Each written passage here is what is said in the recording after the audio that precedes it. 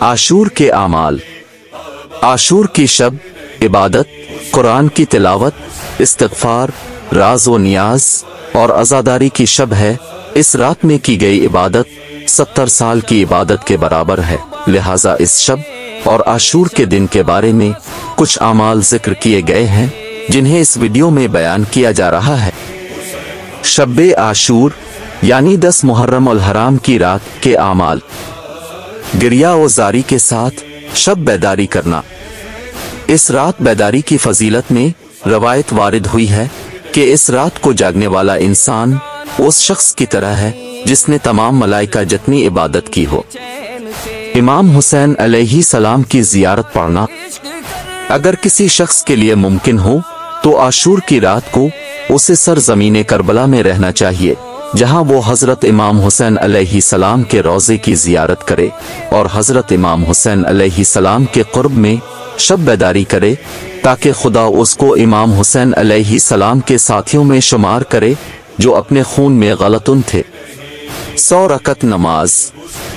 عاشور کی شب کے اعمال میں سے ایک 100 رکعت نماز ہے جو اس رات پڑھی جاتی ہے۔ اس کی ہر رکعت میں سورہ الحمد کے بعد 3 مرتبہ سورہ توحید پڑھے۔ 4 رکعت نماز۔ اس رات کے آخری حصے میں 4 رکعت نماز پڑھے۔ یہ نماز فجر کی طرح 2 رکعت کر کے پڑھی جاتی ہے کہ جس کی پہلی رکعت میں سورہ الحمد کے بعد 10 بار آیت الکرسی اور دوسری رکعت میں الحمد کے بعد 10 بار سورہ اخلاص پڑھے، اور اگلی 2 رکعت میں سے پہلی رکعت میں الحمد کے بعد 10 بار سورہ الفلق اور دوسری رکعت میں الحمد کے بعد 10 بار سورہ الناس پڑھے۔ عاشور کے دن کے اعمال۔ 10ویں محرم کا دن محمد و آل محمد علیہ السلام پر مصیبت کا دن ہے۔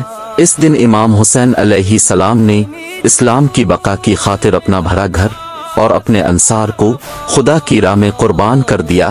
ہمارے ائمہ معصومین علیہ السلام نے اس دن کو گریہ و زاری سے مخصوص کر دیا ہے، اور عاشور کے دن گریہ و زاری، مجلس و ماتم اور عزا کی بہت زیادہ تاکید کی ہے۔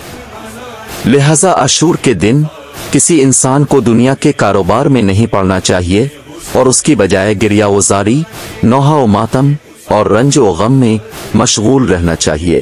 نیز اپنے اہل و عیال کو بھی آمادہ کرے کہ وہ سینہ زنی و ماتم میں اس طرح مشغول ہوں جیسے اپنے کسی رشتہ دار کی موت پر ہوا کرتے ہیں۔ عاشور کے دن روزے کی نیت کے بغیر کھانا پینا ترک کیے رہیں اور عصر کے بعد تھوڑے سے پانی وغیرہ سے فاقہ شکنی کریں اور دن بھر فاقے سے نہ رہیں۔ عاشور کے دن گھر میں سال بھر کے لیے غلہ اور اناج وغیرہ جمع نہ کریں۔ عاشور کے دن ہنسنے سے پرہیز کریں اور کھیل کود میں ہرگز مشغول نہ ہوں، اور امام حسین علیہ السلام کے قاتلوں پر ان الفاظ میں 1000 مرتبہ لعنت کریں کہ اے اللہ، امام حسین علیہ السلام کے قاتلوں پر لعنت بھیج۔ سورہ اخلاص کی تلاوت۔ حضرت امام جعفر صادق علیہ السلام سے منقول ہے کہ اگر کوئی عزادار عاشور کے دن 1000 مرتبہ سورہ اخلاص پڑھے گا تو خداوند عالم اس کی طرف رحمت کی نظر فرمائے گا۔